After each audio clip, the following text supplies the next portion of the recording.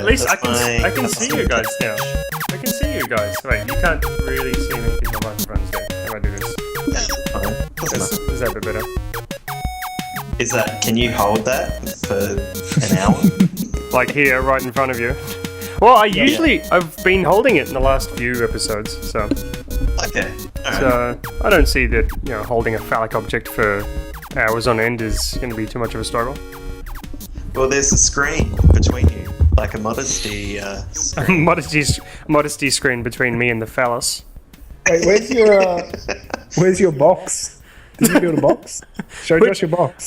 Wait. You mean this thing? Hang on. Oh, nice.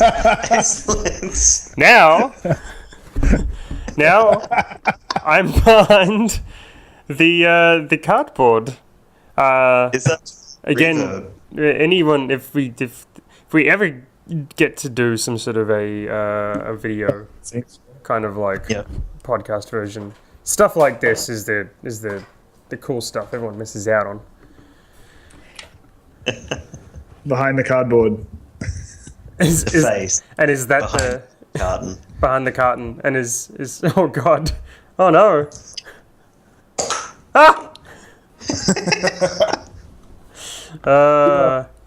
okay, all right. You're due.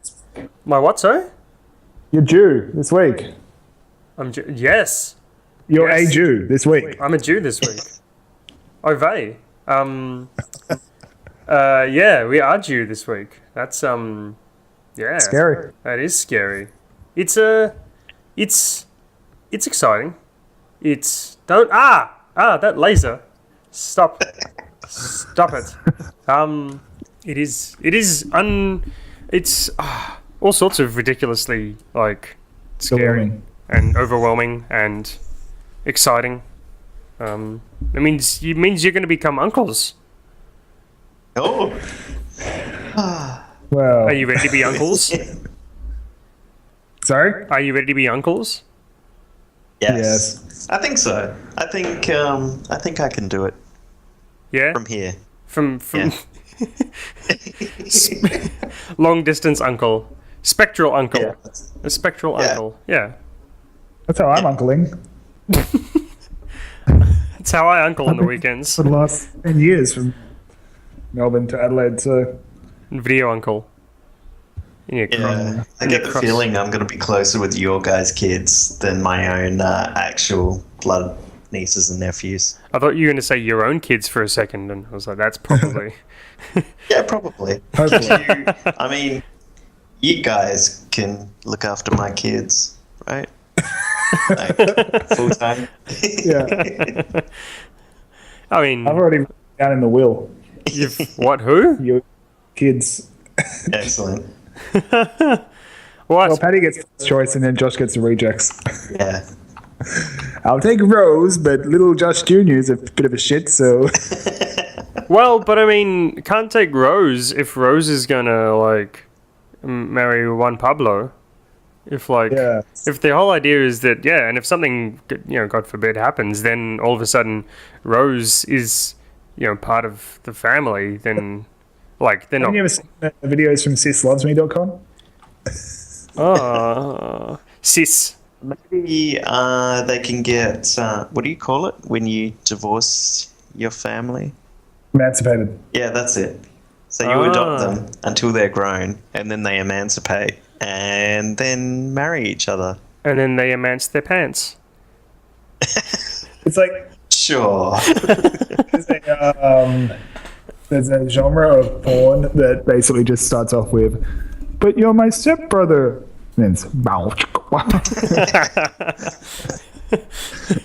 that sounds like... I don't know why they throw that line in, but it's just like, what? Why does it even matter? Well, someone out there is very appreciative of that style of video. It's someone's fantasy out there that their stepsister. Cruel intentions as much as anyone, but... Is that the cruelest of intentions? Sorry? Do you think? Is that the cruelest of intentions, do you think? What? Like wanting to bone your sibling? Part thereof or not. Like half or not. Yeah. No, then it's not the cruelest of intentions. Don't send me the link. I don't want to. I'm not going to go to that. I'm not going to that website. Click it. No, I'm not going.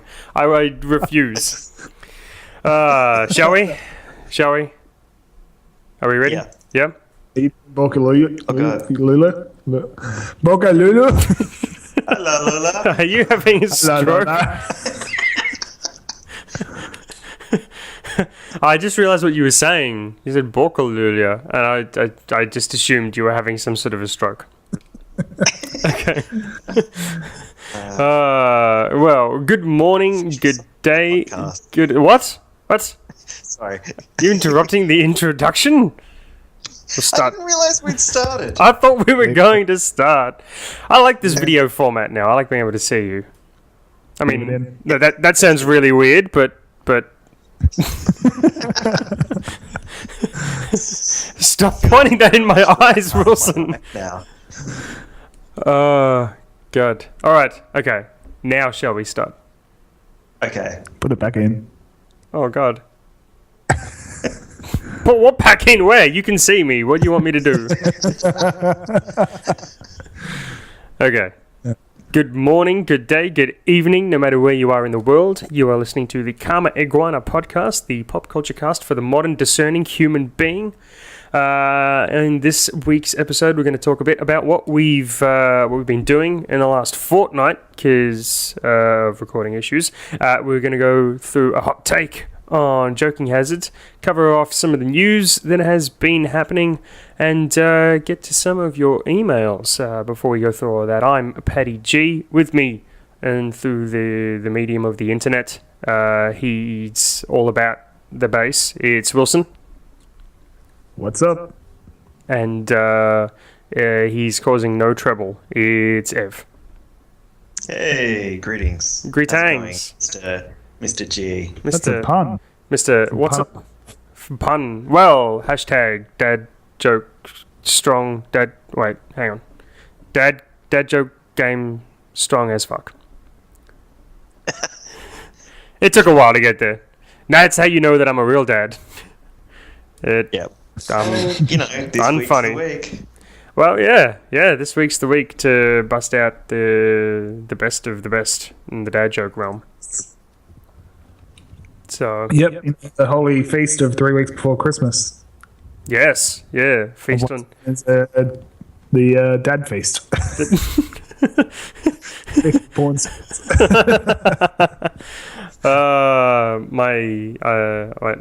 why I love my dad.com. What was it? www.dadfeast.com. Dadface.com. Dad feasts. Dad. Oh, okay. This is just getting weird. Ev! Ev. Yes. What have you been doing in this last fortnight, considering this is take 2?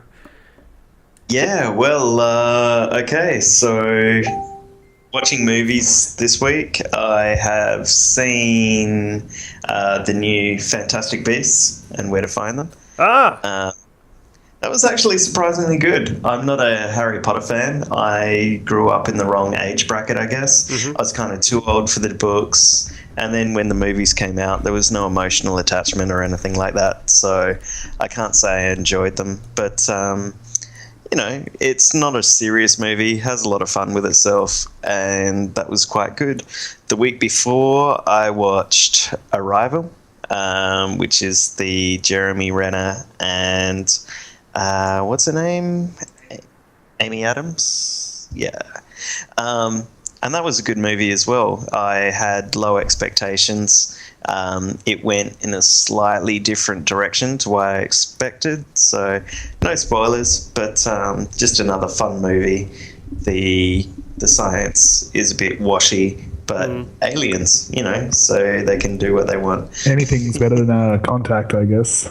Yeah. Was it? It looked Contacty from the trailer. Was it Contacty? It definitely started to go that way, and then it got better. Was like the alien secretly the spirit of a dead father who came back from the grave by pushing books through a bookcase in a black hole in the far, far future. But there's some stuff in there about her family, and it kind of takes a similar road, I guess. But yeah. Anyway, so apart from that, been a bit busy. Was in a wedding yesterday for one of our mutual friends, so that took up a little bit of time. As weddings do. Yeah, they do. No real new games. Still can't run Dishonored. This is how long now? Well, they actually brought out, there was a 6.5 gig patch to try and deal with most of the PC release issues. And it got to the point where last week on the Lost podcast, the one that didn't quite make it to the internet, when I looked up the approval rating for Dishonored 2 on Steam, it was just above 50%. So it was mixed reviews, nearly at mostly negative, because of all the excess issues that came through. So, that's a shame. Have there been any statements from Bethesda?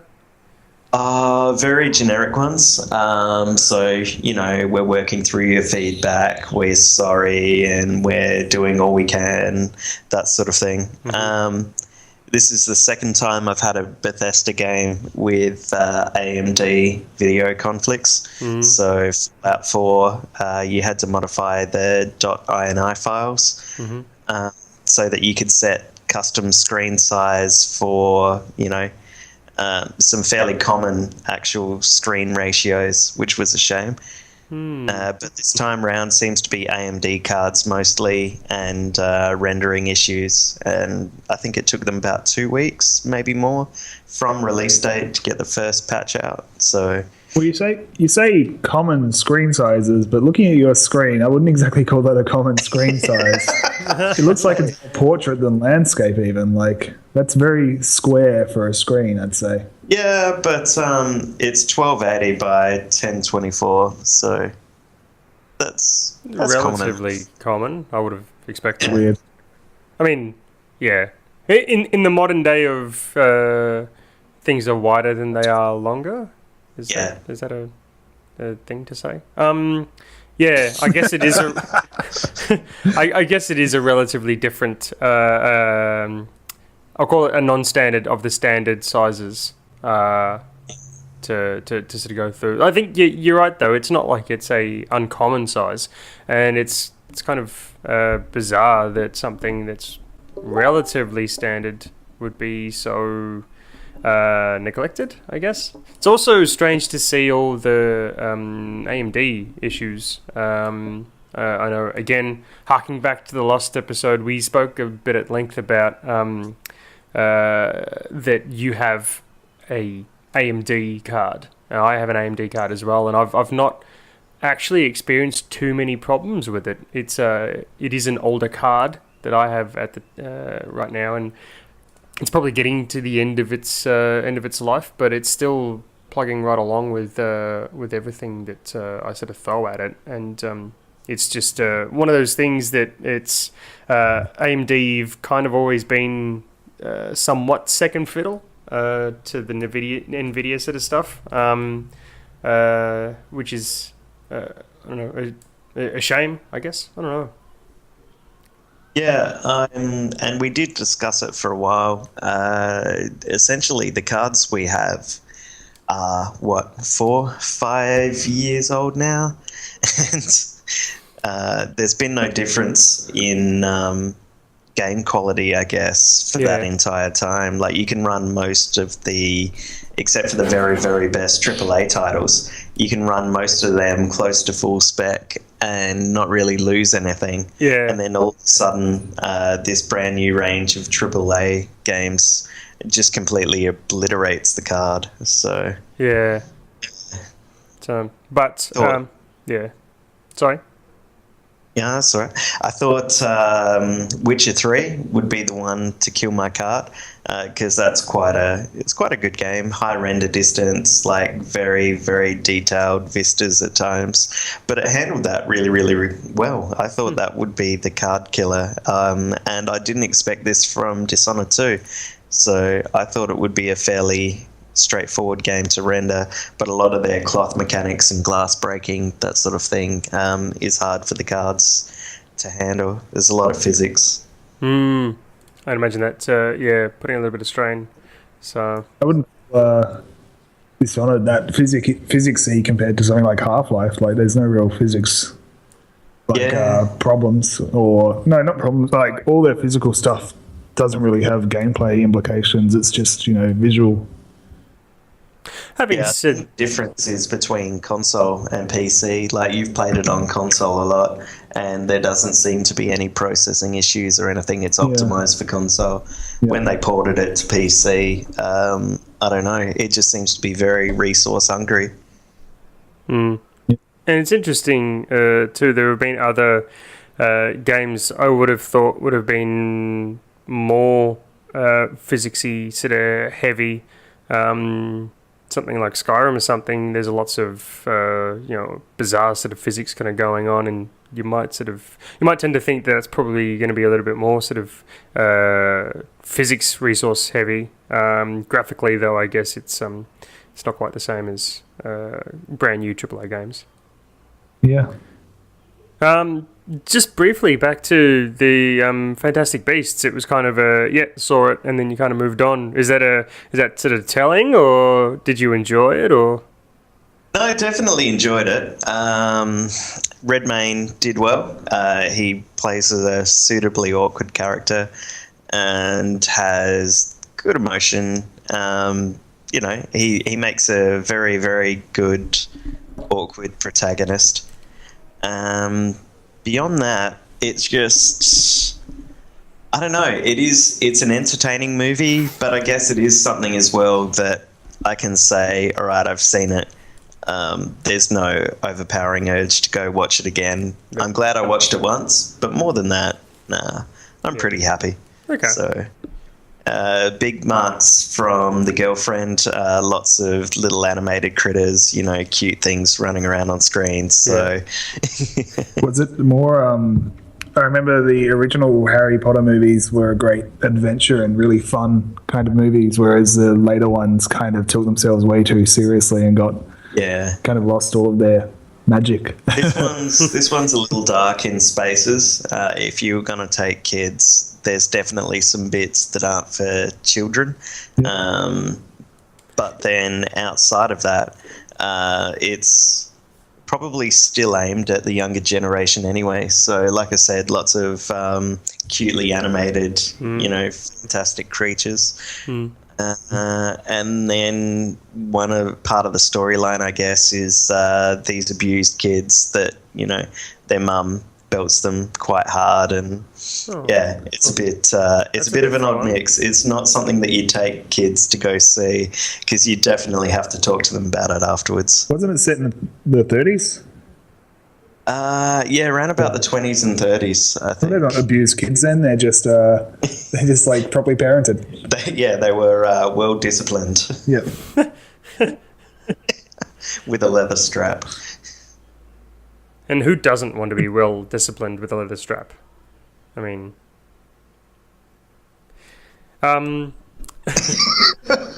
anyway, Wilson, Yep. How have you been? Yeah, just nursing a hangover from the wedding last night. Yeah, it's quite interesting. Lots of Cooper's Pale Ale, so hangover isn't quite as bad as Josh's, because that's a all organic drink. So, whereas Josh had some inorganic substances. I drank Tui's Extra Dry. Feeling a bit thirsty today. It's good night. Flew down to Adelaide on Friday, and haven't really played much video games this weekend. Have been playing a bit of Dishonored and Watch Dogs over the last 2 weeks though.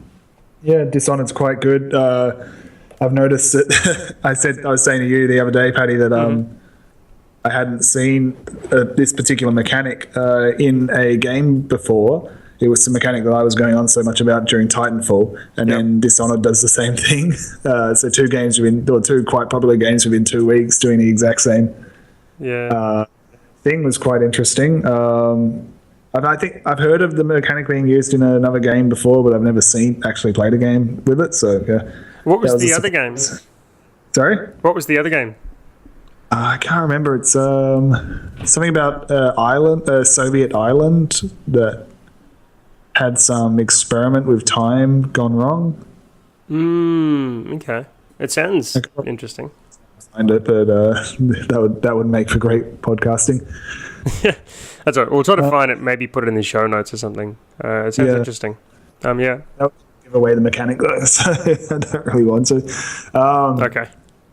Yeah, played a bit of Watch Dogs, a bit more of Watch Dogs. Yeah, it's fairly good representation of San Francisco, but not quite as good as I would have liked. Like, we couldn't go to the area that I stayed in because that's not included at all in the game, or it's not in the same place anyway. The Mission District's a bit small. The park isn't as cool as a real life park, which would have been great to see on screen, like something like Mission Dolores Park. Interesting game. What else have I been doing? Working for the man. You can tell it's getting to the business time of the year for everyone. Christmas coming up, everything happening. We live very boring lives. I got my nephew Beyond Gotham for Christmas. Picked that up. Oh, nice. And my other nephew asked for Lego Dimensions, which is like 3 times the price, and I'm just like, yeah. Do you know about like how much stuff costs? Yeah. It's like, here's a nice pillow. Yeah. How about that? That's not Lego. But you'll love it. Full pillows. And with like a Hatsune Miku printed on or something. Oh, yes. Here's a stocking full of billiard balls. I got my other nephew. I got a Minecraft card game. What do you do in the card game? I don't know. I'm gonna have to crack it out and play with him tonight, potentially. Yeah, it's so it's amazing the things that they've produced that tie into Minecraft these days. Yeah, well, I mean, it's a multi-million-dollar sort of industry in itself. It's a very cottage industry sort of thing now, Minecraft, and its popularity. There is no doubt a generation of video game players that will do nothing but sort of fall back on Minecraft, if not just play Minecraft and sort of solely to the exclusion of other games. It's I don't think there's really ever been a game that's that influential, I guess. Yeah. Love it or hate it, or can't stand it, or maybe sort of give it a couple of minutes every now and again. It is a game that is really, I think, changed the way people play games. Yep. Glad you're in agreement. Like I haven't played heaps of it. I've just dug a big hole and then built a giant tower and then left it alone. But it's not really structured well enough for me. But maybe that's my issue. And it's kids these days, they like their creation games rather than their destruction games, I guess. It's digital Lego, really. Yeah. Lego, depending on where you're from. Depending on if you're Scandinavian or not. No, it's No, you're right though. It is. It's digital Lego, and that sort of you can create and then you can just as easily destroy. It's just a giant. Everyone sort of talks about sandbox, and the sandbox concept has been around for a while, but this is sort of, I guess, taking it to the extreme almost. And here a lot of use at schools, that sort of thing as well. So I guess it's easy, fun activity, half an hour in computer class or something. Yeah. Sit kids down, play Minecraft. Yeah, or you go and have a smoke in the in the teacher's lab. Yeah, glass of wine, cigarette. Yeah, exactly. Silently for 25 minutes, and then go back and get the kids. Yeah, mummy time. Yeah. What about you, Mr. G? How's your week? Yeah, good. You alluded to it before. It's B day, I guess I'll call it, which kind of does sound like the toilet that self cleans, but is meant to represent birthday. Is nearly upon us. So it's exciting and nerve-wracking and all that sort of stuff in one. But the show, I guess, goes on. So similarly, work. Now that there is the Skyrim Special Edition out, touched on it in the Lost podcast, but basically I've installed the Special Edition of Skyrim again, playing through that, doing what I normally do rather than what I say I'll do, and playing a mage that destroys everything with all the destruction spells, rather than thinking, I will be a warrior, barbarian type class and focus on two-handed weapons. I end up focusing on magic again. But I'm having fun, and that's the main thing. The special edition looks good. I guess if you're playing like I am on PC, you probably won't notice too much of a difference. I'm not a huge modder, but there's certainly mods out there that have made the game, just even the base game, look far superior. So it's not a knock on what they've done for the special edition to bring it up to scratch. It is at this stage, what is it, 10 years almost now? Was it 2006? Nah. 2010. Surely. 6 years. 6 years. I want to say it's 6 years. 2010? I reckon it was 2010. I might have got it wrong. That's a scary thought, actually, when you think about it. Yeah. It's, So, considering the sort of timepiece, look, it looks nice. It plays just the same as the last one. I know there was a little bit of shade thrown by some of the community, I guess, that they hadn't addressed some of the bugs that are in there. I guess it's bugs are great though. That's right. It's just par for the course. I think you've got to.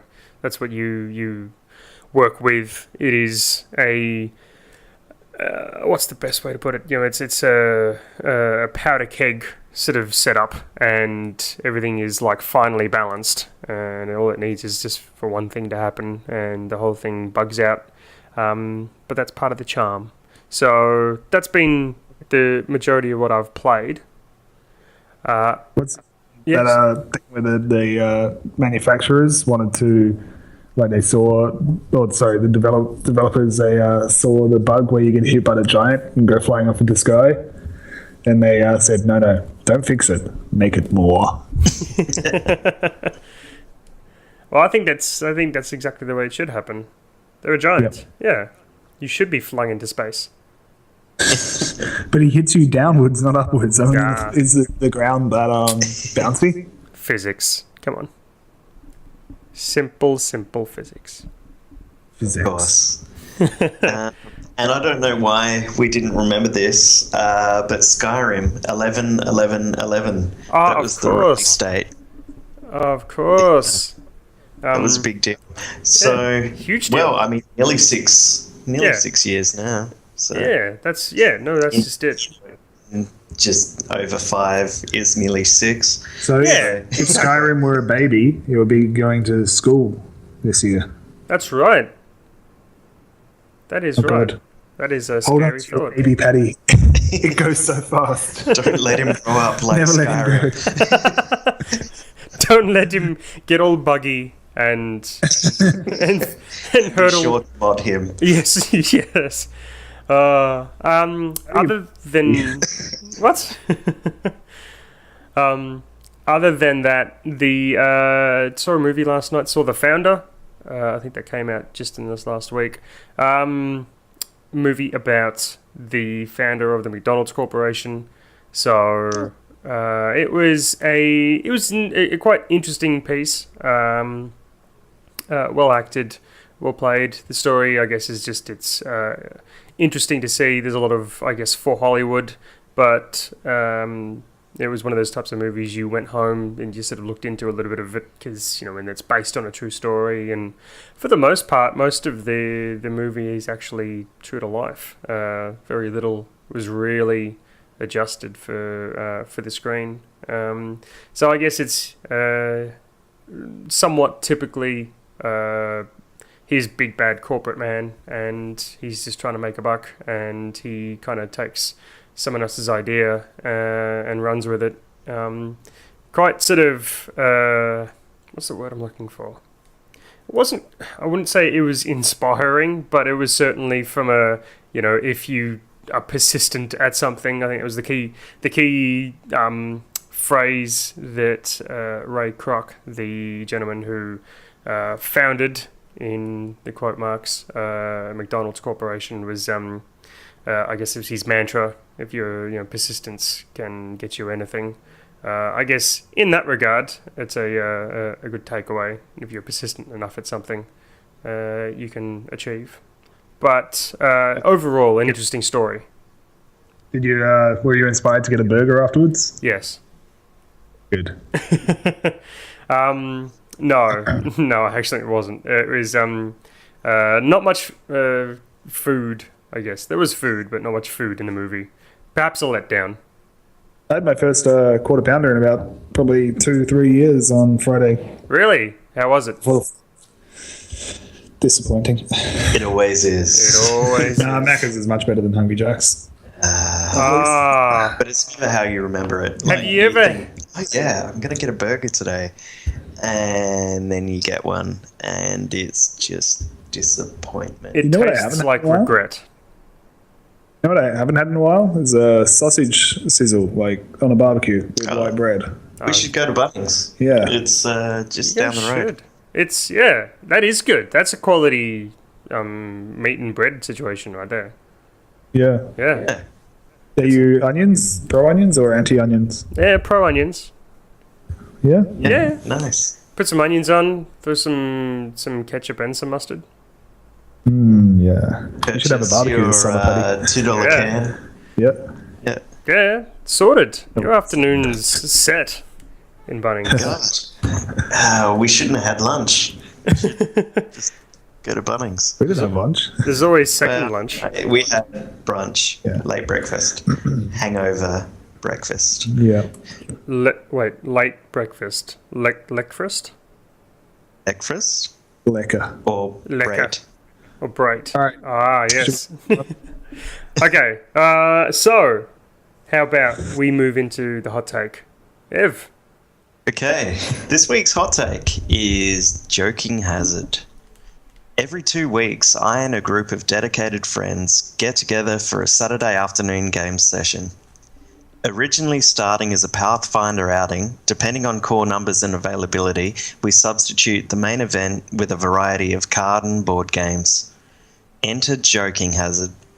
The latest offering from the creators of Cyanide and Happiness comic strip is a party game which can keep everyone simultaneously entertained and in mild amounts of shock for 1 to 2 hours per game. The basic rules of the game are to deal 7 cards to each player, then a single person draws 1 card from the stack and places it face up.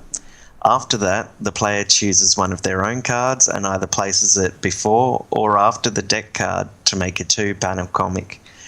The other members of the party then complete the panel with one of their own cards in a style similar to Cards Against Humanity.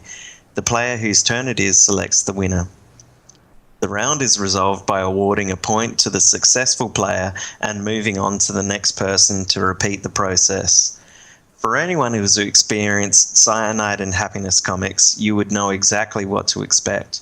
It isn't a game for children, with many adult themes present, and some would argue perhaps not a game for parents either, unless you have very open-minded folks. The game is very enjoyable, and my recommended minimum is 4 players, although you can employ the Cards Against Humanity method known as Rando Cardrician, where a card is selected and placed at random from the stack to simulate a real player. Unlike Cards Against, however, Rando is less successful at making humorous comics, as often some thought is required to match conversations and comments between cards, depending on which character is speaking. While enjoyable, it suffers from the same weakness as any other similar game in that once you've experienced a couple of playthroughs, the amusement value from shock cards dwindles. Joking Hazard is a game that will benefit from constant expansion, as new material is key to the longevity of any card game of this style. The full pack contains 350 cards, as well as 10 blanks, and the Blast from the Past booster supplies a further 50 history-related cards. If everyone is well versed in the style of play, a full pack can be played within about 2 hours. I recommend introducing new people to the game, as once your own amusement in the cards is lessened, you can still enjoy the game through the reactions of others. Responsible consumption of alcohol is also recommended. Easy to learn, easy to play, and with a manageable playtime, Joking Hazard is a recommended game to add to your party repertoire. There is little difficulty involved in teaching the game to others, so this low threshold works in favour of anyone seeking to involve others in a 3-panel stick figure adventure. At $45 for the original and booster packs, it is also a manageable price and a good quality product. Thanks, Ev. Sounds like Joking Hazard is a pretty good party game that I guess suffers, as you sort of say, similar sort of fate to Cards Against Humanity. Once you've played it, the initial sort of few times, and you happen to get the same cards come up over and over again, can tend to get potentially a little stale for you as the owner. But like you say, adding new friends in, introducing it to new people, really I guess helps. How many boosters have they got? There's only the one so far. So, mind you, they made quite a lot of money and met all their stretch goals. So, hopefully they don't let the fan base down and follow through with more material soon. But, I don't know, like Cyanide and Happiness, it's such a great comic strip. And the game is good. Like, it definitely did enjoy it. But I mean, they've got such a massive back catalogue of material that rather than coming up with new frames and new stories, I'd be quite happy for them to dip into their back catalogue and just, bring up some random storylines from there and get those out as booster packs. Well, if they, like Cards Against Humanity, to get fully bored of it, play at least 20 times or so. Yeah. Compare that to other games. Like I remember them talking about that during the panel that you and I saw during PAX, Paddy, the Legacy board game panel, where the question was, doesn't Legacy, ruin the board game after you've played it 8 times? And they're like, well, how many times are you going to planning on playing a board game anyway? Yeah. Like I've got board games in my shelf that cost, north of $100 that I've only played once and probably won't play again. Whereas something like this Joking Hazards and Cards Against Humanity, we've played it easily 20 times. Yeah. Well, Cards Against Humanity at least we've played 20 times, and it's been fun, and it was a lot cheaper than most of those other board games. Yeah. Cards Against has a good back catalogue of booster packs, the bigger, blacker box. Even the Australian version went a long way, because having played both now, you appreciate, not having to look up American B-listers and uncommon names. Yeah. It's interesting you say, I guess, about playing with with your parents perhaps, or playing with anyone sort of younger. Wilson, if you remember at PAX a couple of weeks ago now, seeing some kids playing with their mum. Over the back of their shoulder, Yeah. Oh my goodness! I do declare, I don't think those cards are very appropriate. She was a Southern Belle, and and yeah, you sort of, I guess, you do have to sort of question: is there enough, I guess, notice on sort of games like this? You know, the television and film industries, the video game industry. Classification is is a big thing, and ensuring that only it's age appropriate is such a big thing. Do board games go to the same sort of lengths that that other media does to, I guess, help? I think in the case of something like Mansions of Madness or Betrayal at House on Hill, if you're mature and old enough to understand what's going on in the game, the rules and stuff, then you're pretty, you're probably old enough to like deal with the themes. But something like Joking Hazards and Cards Against Humanity, yeah, like anyone can play it no matter the level of maturity, and some of the themes in there are pretty dark. So yeah, I think, I just don't know. Like, it's not. I don't think Cards Against Humanity is something you should be able to just, or a child should be able to just go up to a shelf at PAX and start playing it, like in the open like that. Yeah, it's, I guess, is it also at the seller's responsibility to advise? Is it just, well, it's a game, it's a board game. There are no legal implications. Just here, I'll take your money, you take the game. Well, traditionally, like the sellers haven't been the sellers in these board game stores are probably a lot more passionate about their product than someone working at Blockbuster or EB Games. So if anyone did, pass on that sort of information, I would say to the seller would probably be a lot more likely that at a board game store would be a lot more likely than someone at a EB Games or a Blockbuster. But then again, I suppose it is more the parents' responsibility to be informed about whatever they are selling or what they are buying for their child. That was a big issue with video games back in the early 2000s, was them just picking up something at random and giving it to their child. I took it upon myself to warn people when I worked at Blockbuster, but that's because I knew the product, whereas the average teenager probably wouldn't know the product as well. No, yeah, exactly. So it's you just you wonder, should I think board games, card games, things of this nature probably have some sort of his recommended age. It's whether those, like you say, those people feel passionately enough about warning potential buyers of of its suitability or not for age groups, or if it's just leave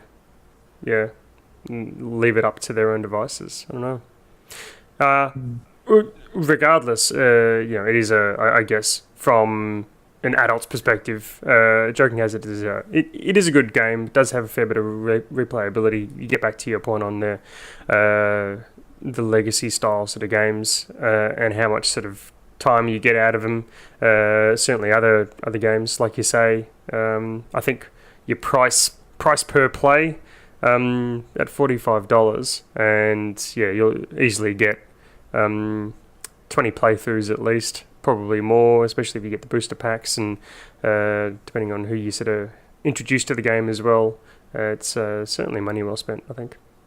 I wonder how many dungeon masters who spend $200 kitting out their next adventure, how many times they use a particular piece of scenery which would cost far in advance of $45. Well, that's it.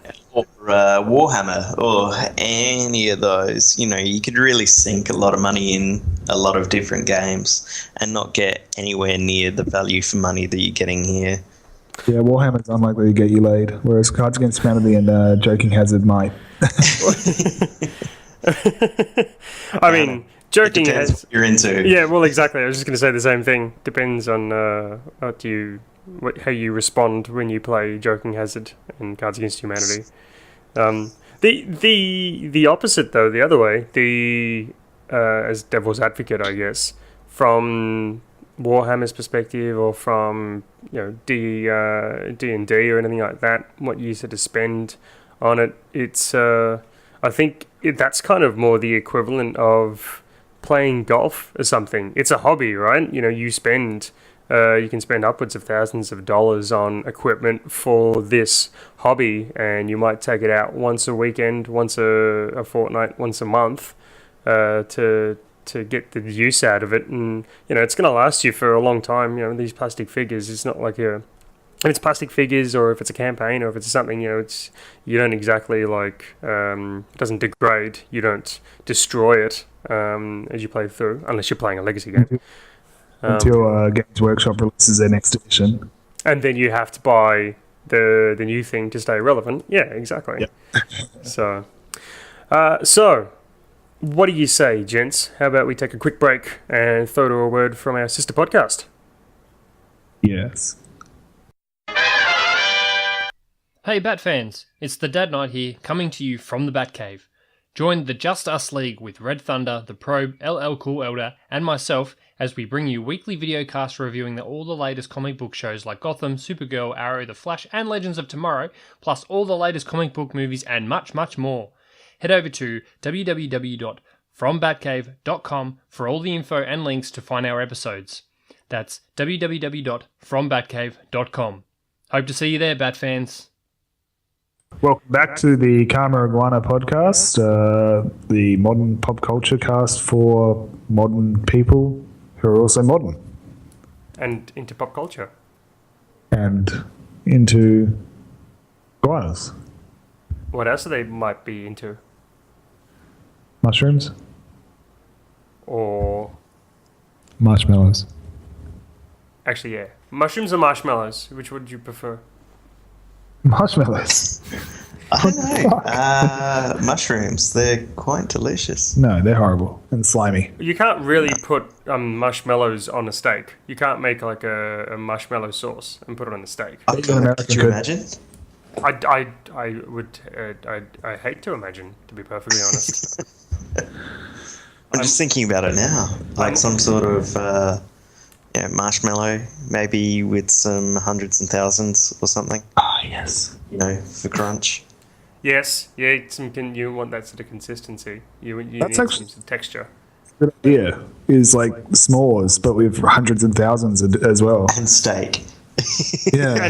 and a nice piece of ribeye. But 2 pieces of beef, a slab of marshmallow, a block of chocolate, and some hundreds and thousands. It's harder to bite into a steak than it is into a piece of bread, though.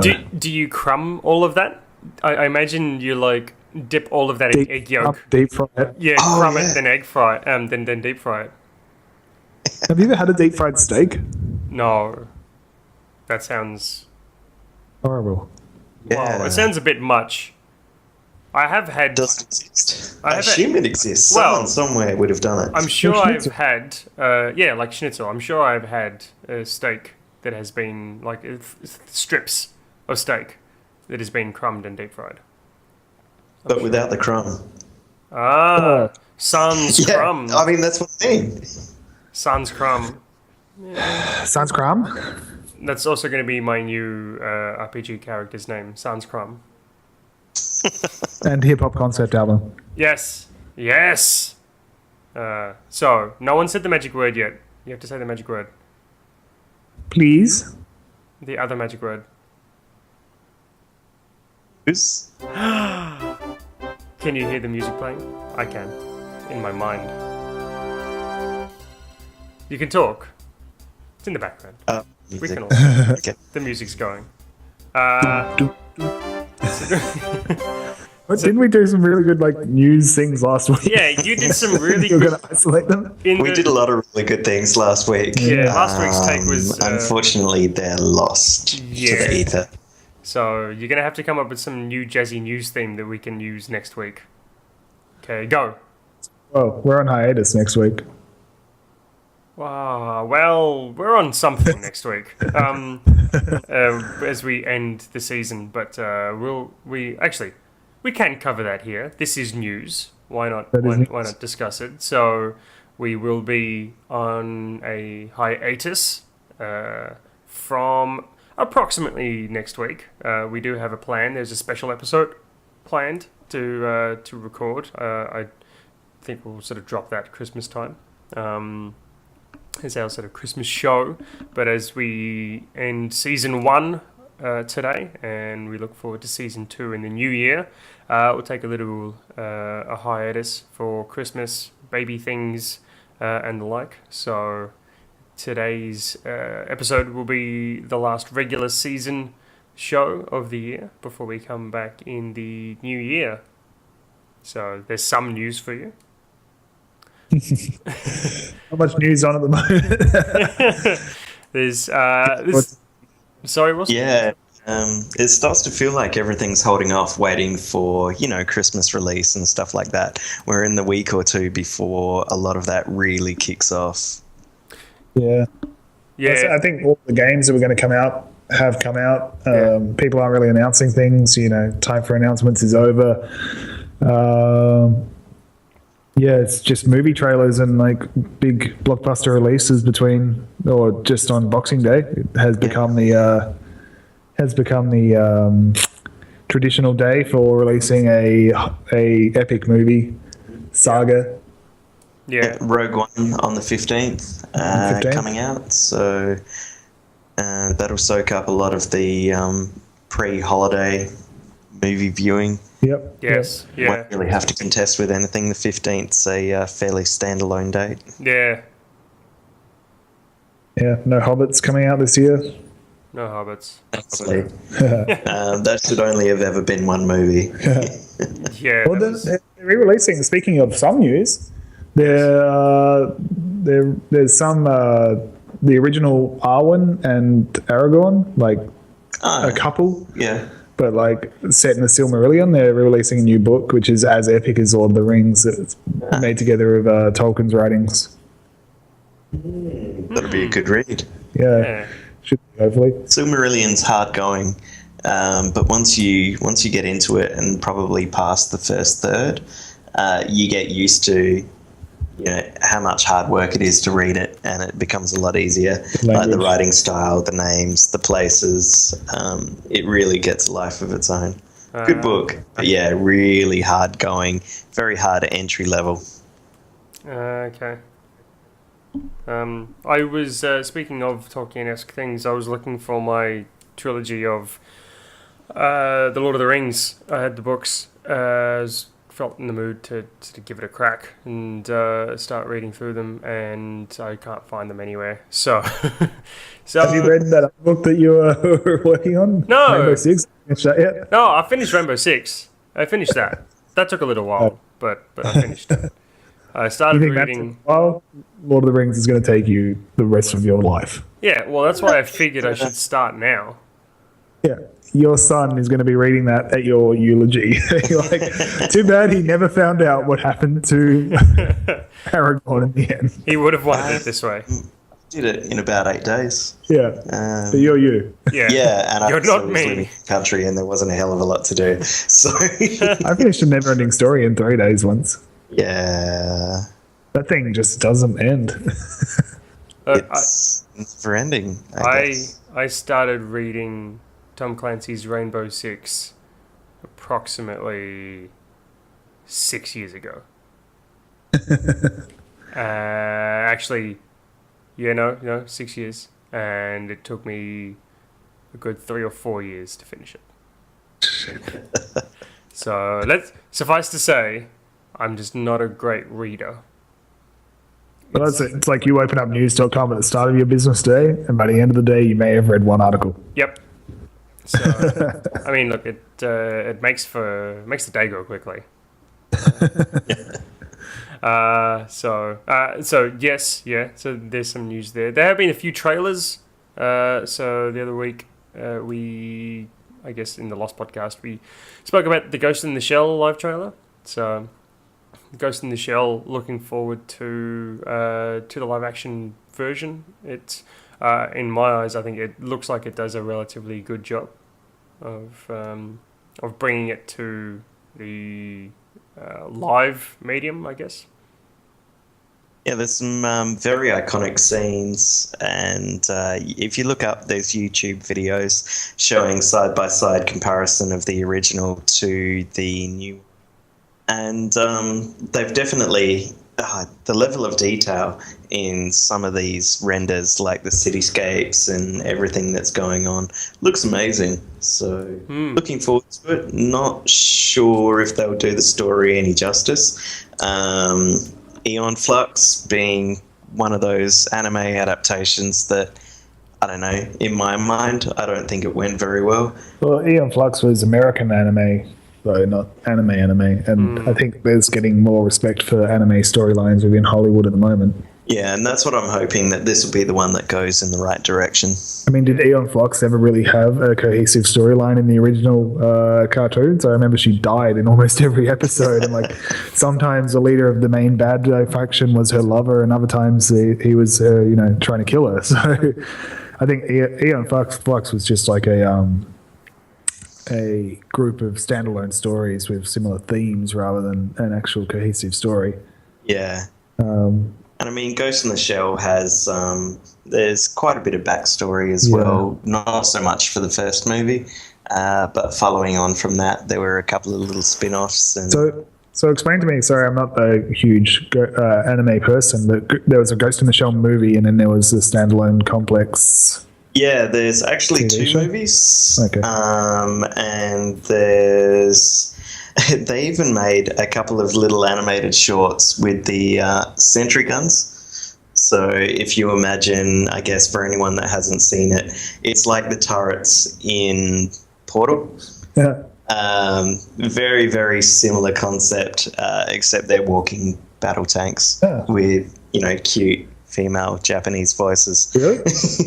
So Portal was inspired by that, obviously. Yeah, they're worth looking up. There's quite a few just very, very short clips of these battle tanks and their antics. Oh, yeah. And then there was a video game that came out that was doing multiplayer. Didn't really have much of a storyline. It was just like Counter-Strike, but set in the Ghost in the Shell universe, I think. Yeah, a little bit of Deus Ex thrown in. Actually, that's one thing I am looking forward to is Cyberpunk 2077, bringing a lot of those themes into an RPG type game. Yeah. Hopefully doing it better than Deus Ex. Yeah, Deus Ex has gone very stale lately, in my mind. I enjoyed the first... Or not the first one, the second one I really enjoyed, and then after that it just feels like more of the same. Well, it's too high concept. It's too up its own ass, I think, whereas like a game made by the Project Red guys, who make The Witcher, the greatest storyline games ever made.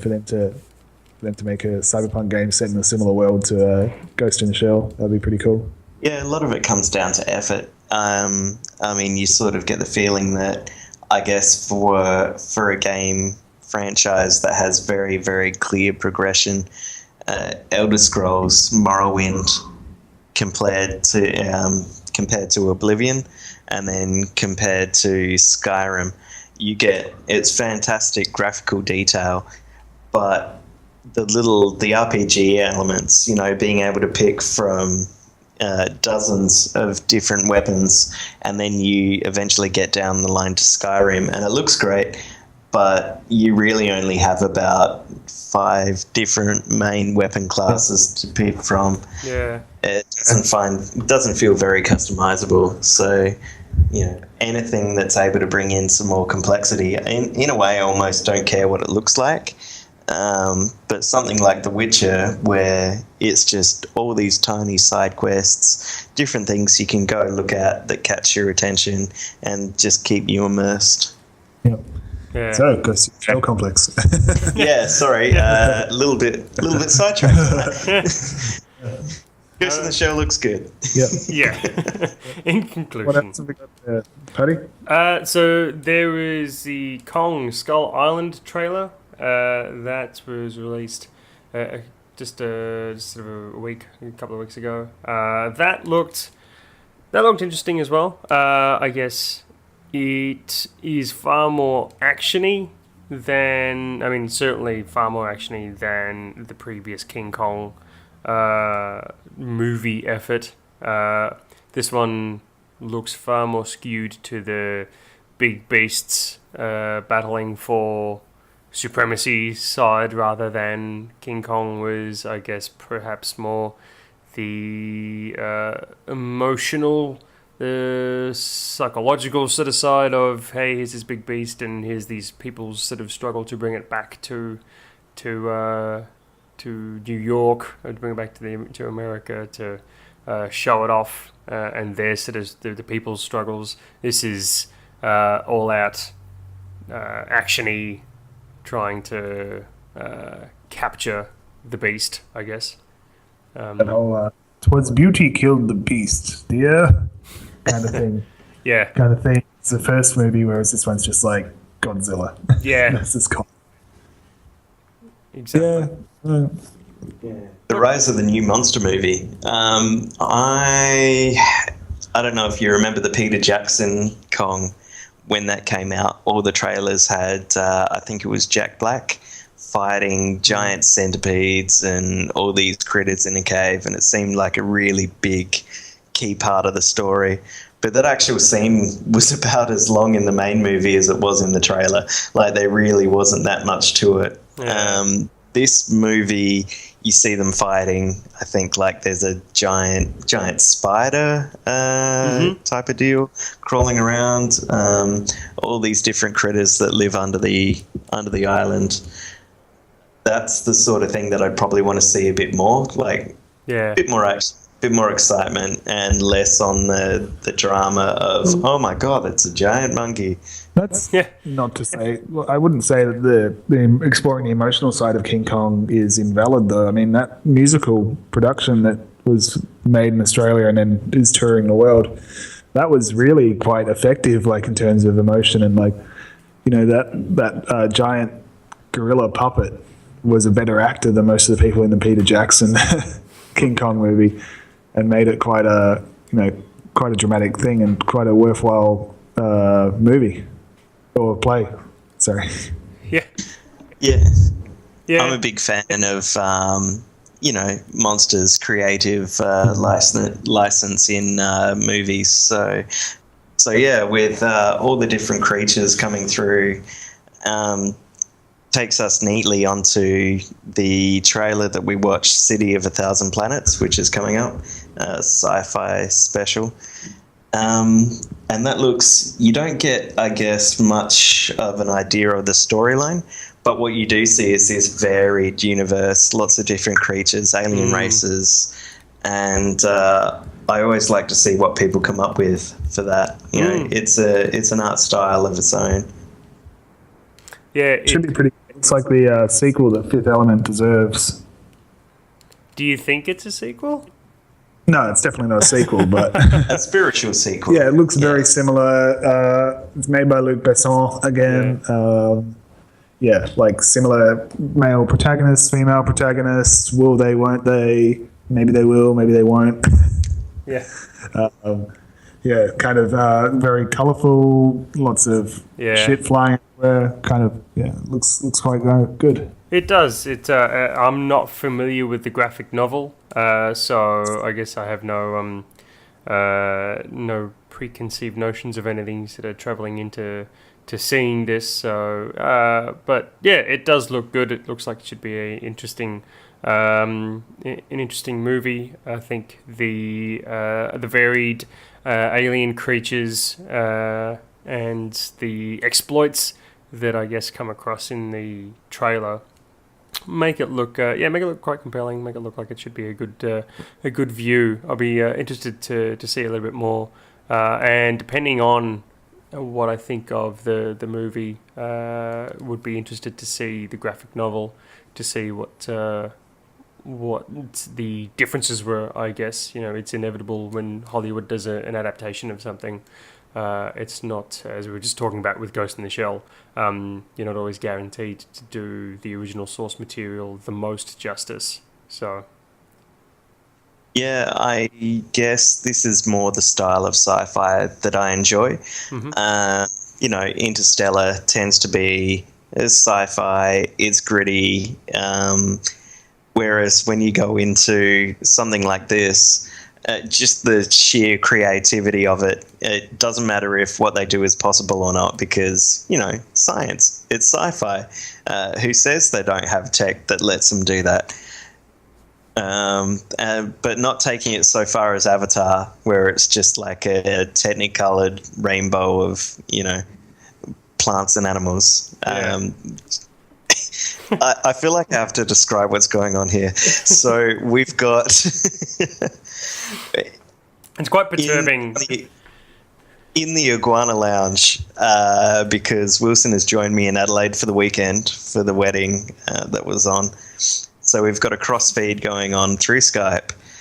And currently all Paddy can see is myself, and Wilson's decided to stand up. So half the screen is literally he's the lowest half of his torso and the highest half of his legs. It's all crotch. It's centered. Woo, leg.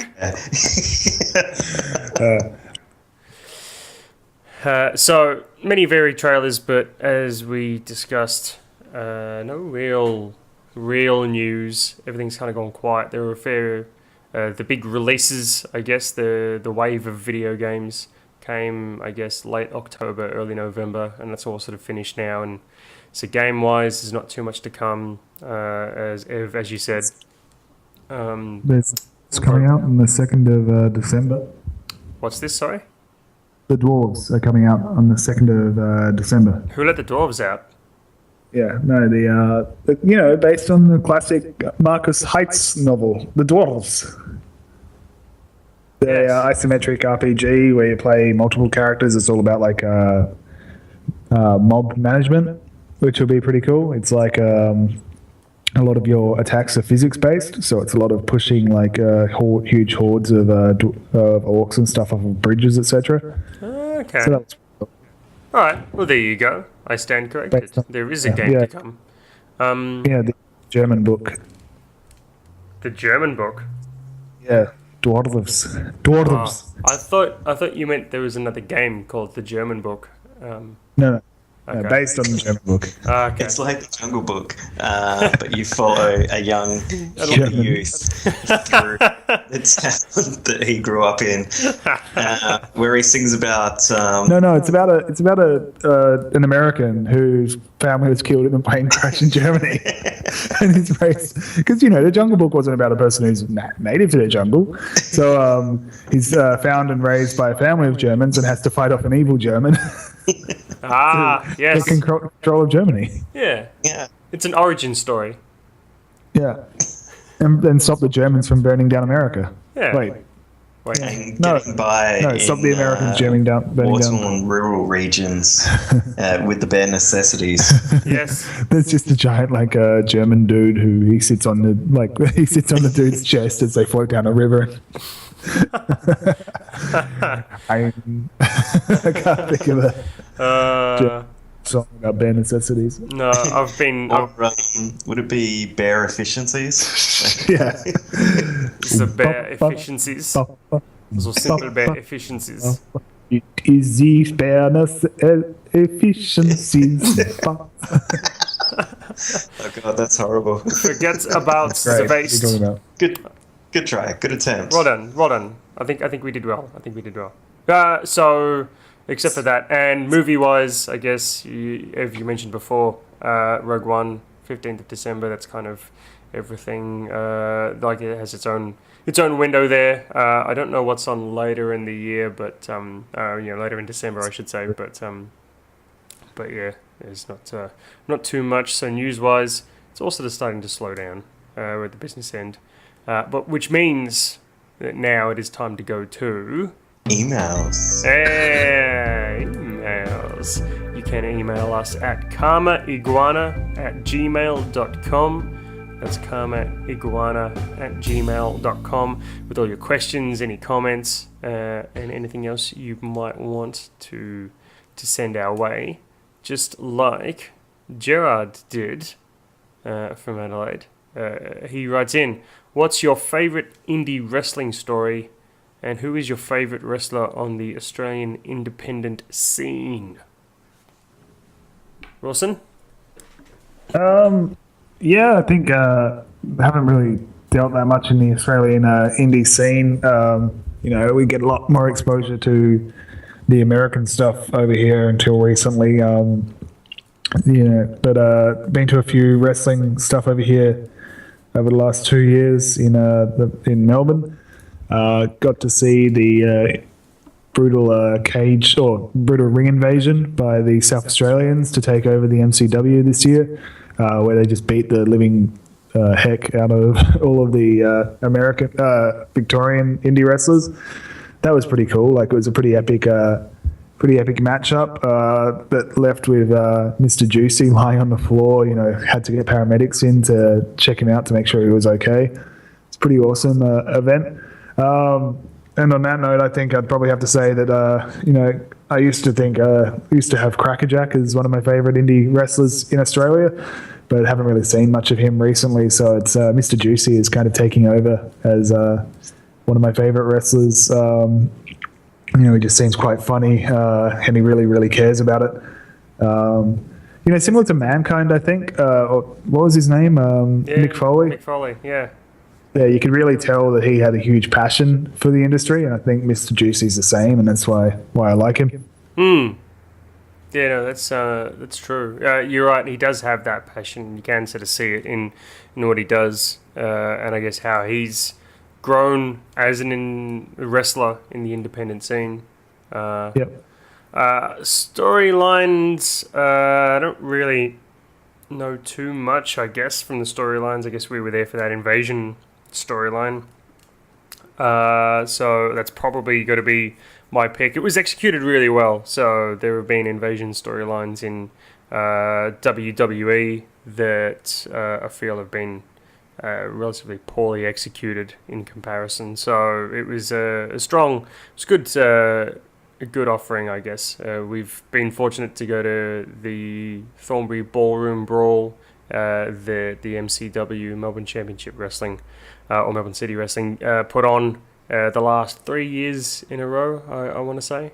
So it's kind of catching one show each year. I guess you miss some of what happens during the season, some of the storylines, but you kind of catch up with most of it.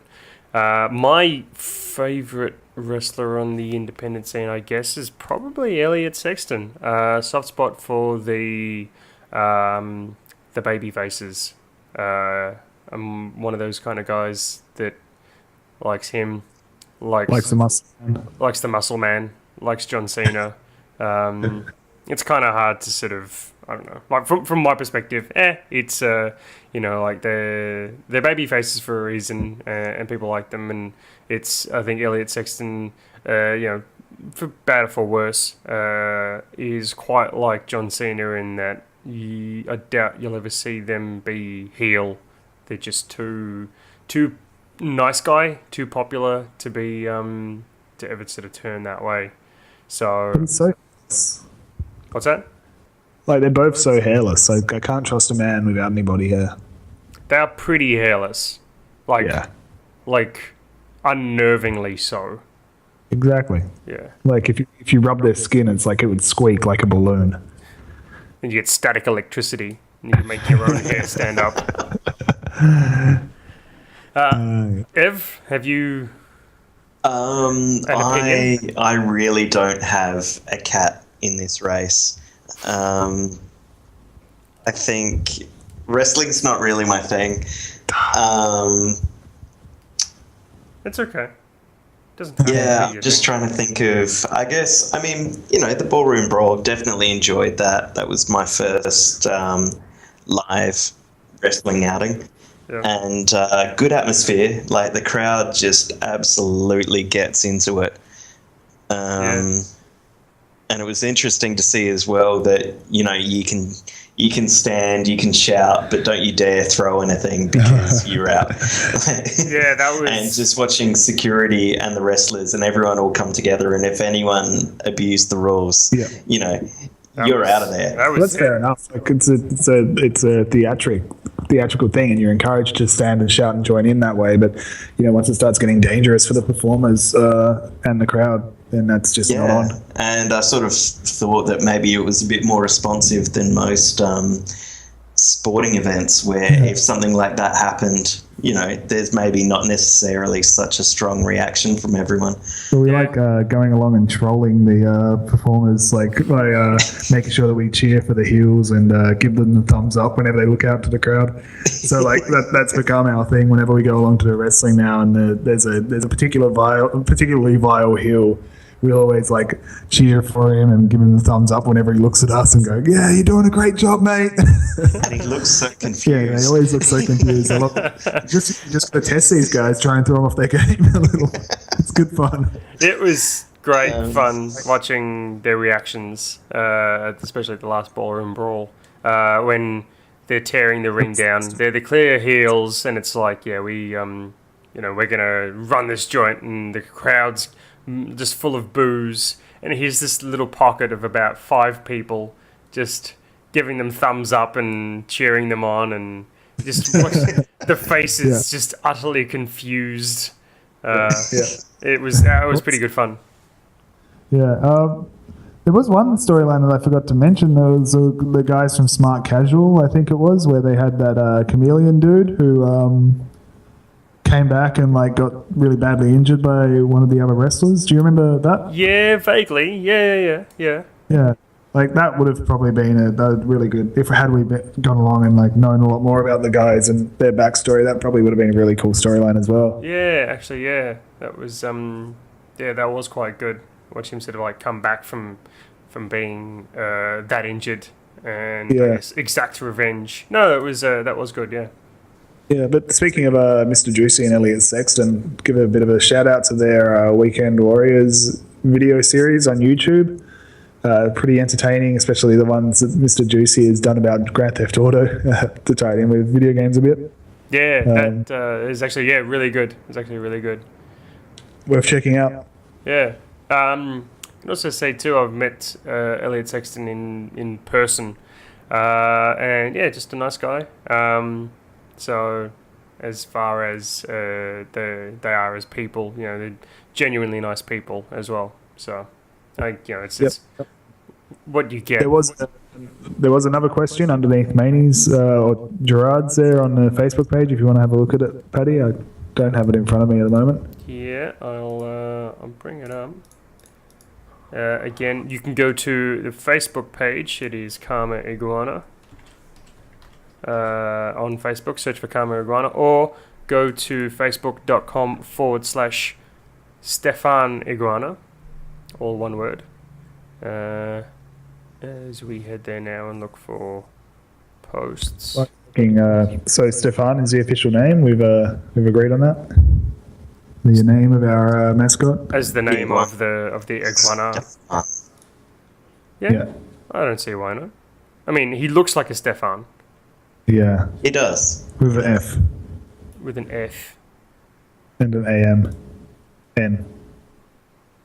Where I'm trying to find now this particular question that you mention is here. And it seems to be escaping me.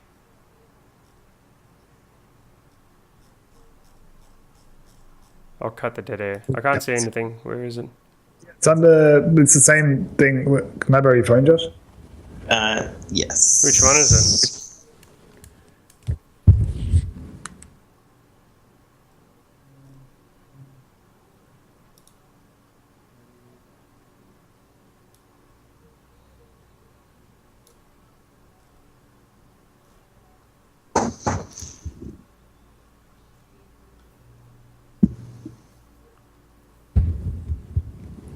What's your favorite wrestling video game? From Josh Armour.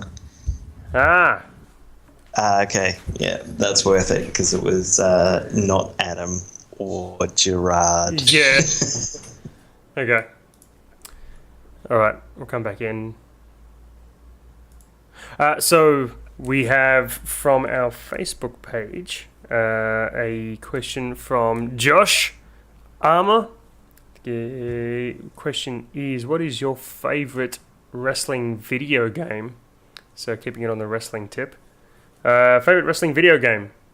Wilson? Probably one of the old SmackDown versus Raw video games made by THQ back in the day. Not the more recent ones on the Xbox One. Probably Xbox 360 was fairly good, but I think the N64 was really the heyday for those games. Like just turning off all the rules and having hardcore matches like that just went on for hours and hours and basically killing each other in the ring.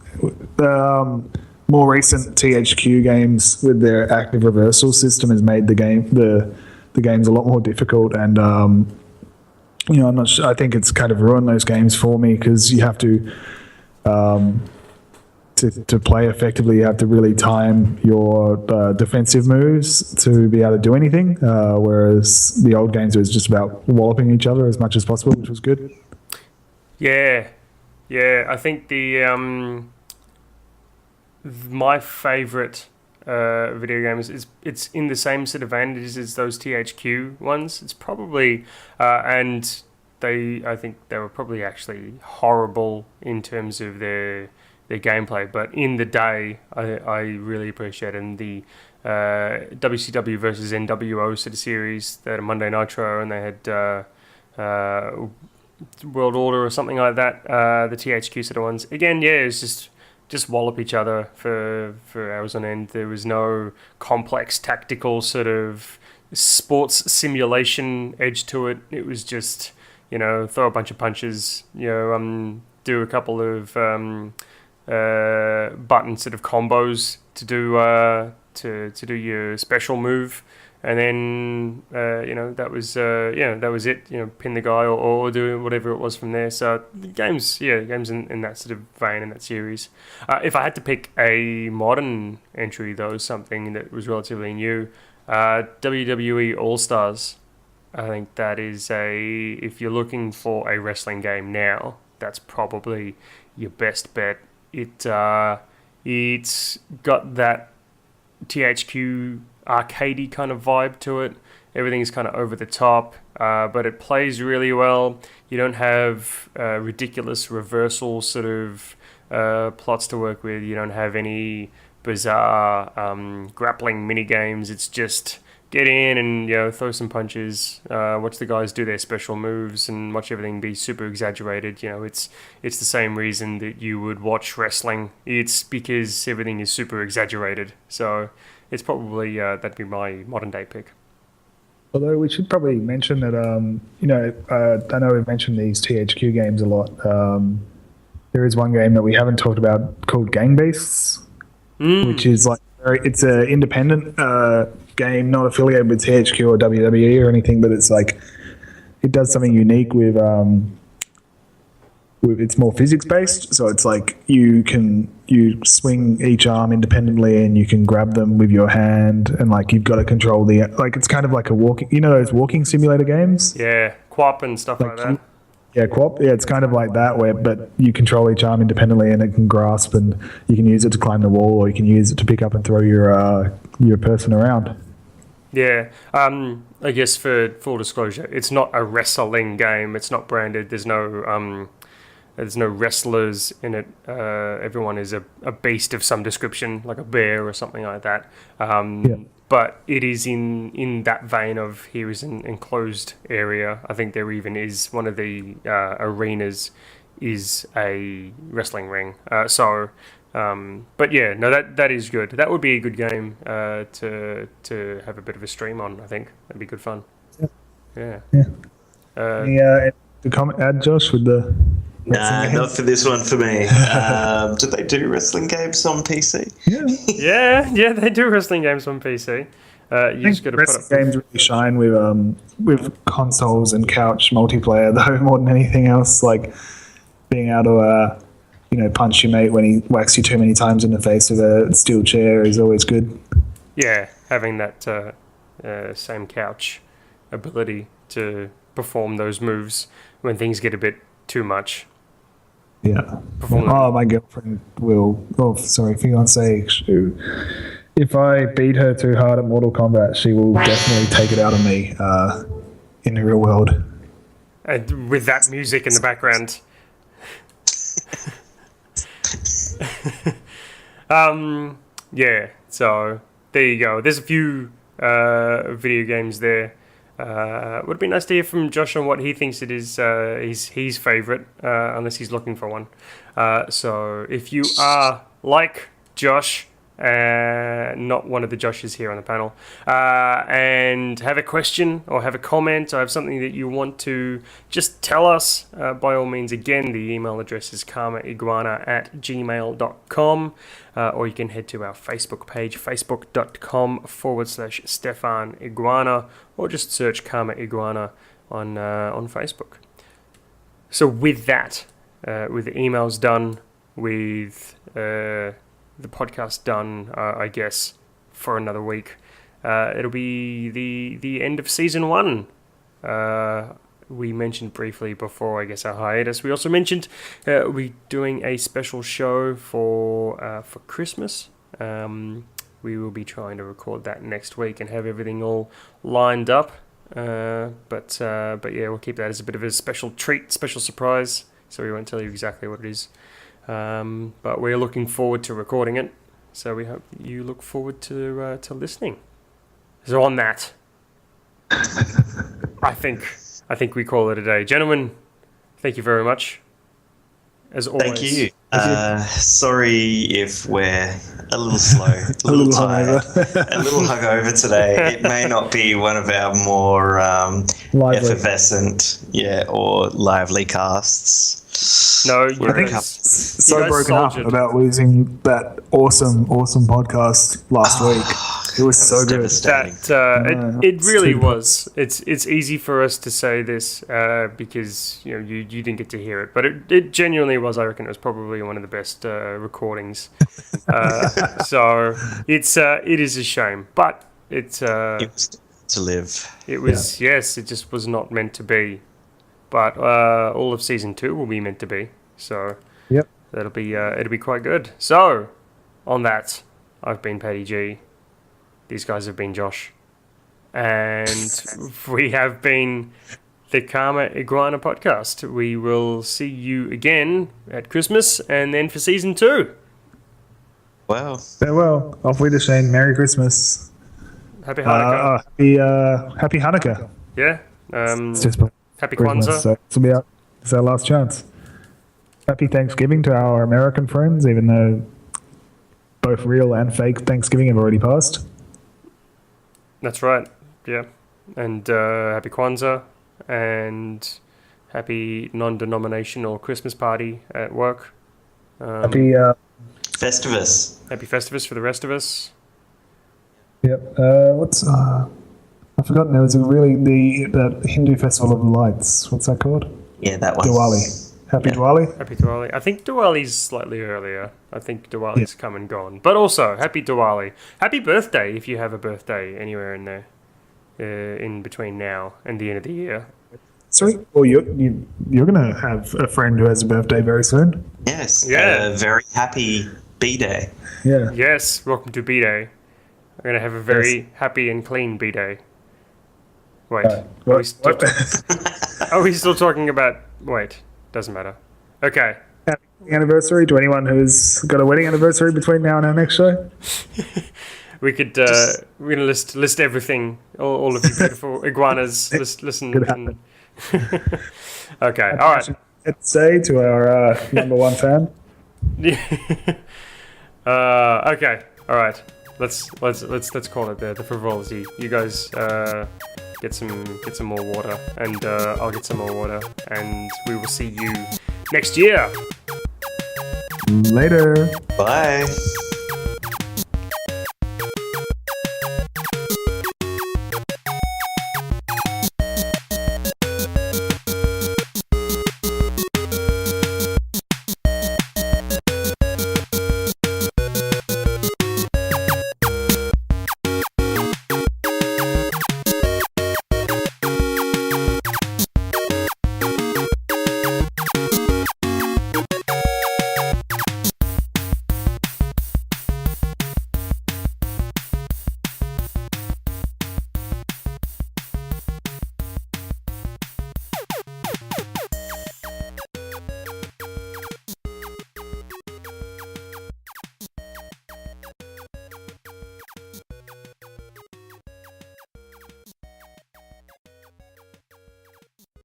This has been a Cabana production.